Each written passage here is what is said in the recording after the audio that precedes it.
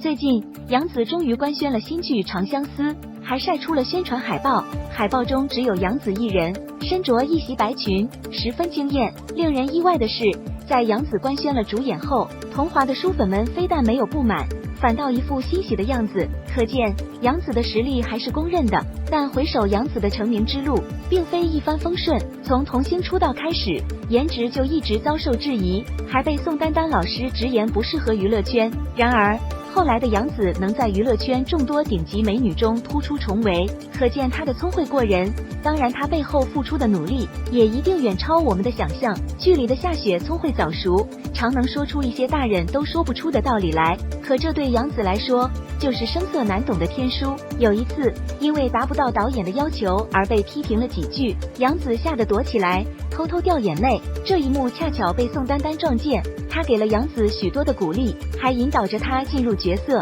正是宋丹丹的关心，让杨紫更有勇气去面对挫折，并且越挫越勇。后来，家有儿女在全国一炮而红，小大人夏雪、小机灵鬼刘星、小可爱夏雨也成了观众心中无法替代的组合。杨紫因此一跃成为了亿万观众的国民闺女，而杨紫、张一山也成为了彼此最珍贵的好友，友情延续至今。后来，家有儿女又续拍了第二季、第三季，可我们都知道，第三季里杨紫不再出演，夏雪因此换了演员。当时大家都炸开了锅，无法接受这个事实，甚至有很多传闻说杨紫是被临时替换了角色。在一次采访里，杨紫爸爸坦言了真相，其实是不想耽误女儿的中考才主动辞演。2016年，孔生导演再次找到杨紫，告诉她有一部新戏可以让她出演，那就是《欢乐颂》。